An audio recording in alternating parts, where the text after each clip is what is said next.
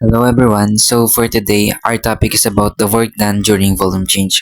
So volume change, ito yung pagbabago. For example, sa balloon. Yung balloon pag hindi pa natin linagyan ng hangin is mag-stay pa rin siyang flat. Then when you blow it or pag binigyan mo na siya ng air sa loob, dun pa lang siya mag-expand and lolobo. Ang tawag po dun sa process na yon is the work done or the volume change. So now, ito po yung mga nakalagay sa formula. So the W po, it refers to the work done. Then P for the product of pressure. And the triangle V is for the change in volume. So sa triangle po, sa triangle V, meron po tayong tinatawag ng triangle V1 and the triangle V2. So here's our formula po. So W or the work done is equal to P or the product of pressure times the quantity of triangle V1 minus triangle V2. So first po, need po munang i-substitute yung mga given. So una, yung product of pressure po, kailangan mong ilagay dyan. Then the quantity of V1 and the V2. Then after po nun, dun ka na mag-proceed sa pagsusolve. So magbibigay po ako ng example.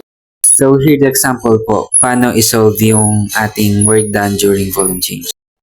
Let us proceed to work done during volume change in solving. So first, W is the work done, P is the product of pressure, and triangle V is the change in volume. So here is our formula.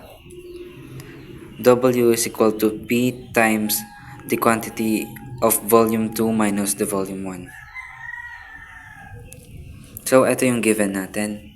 So W is equal to P, which is 100 kPa,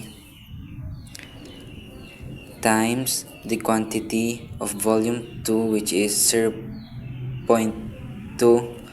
m3, minus the volume 1, which is the 0.1 m3. So W is equal to, just baba lang natin to, then times 0.2. 0.2 minus 0.1 is equal to 0.1 mg. Then, times lang natin siya, is equal to 100 kPa times 0.1 mg W. Work done is equal to, so pag pinag-times natin yung 100 kPa sa 0.1, the answer will be 10 kg or kilojoule.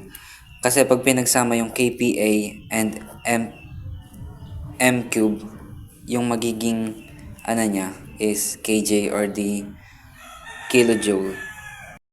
And that's all po. Thank you for listening.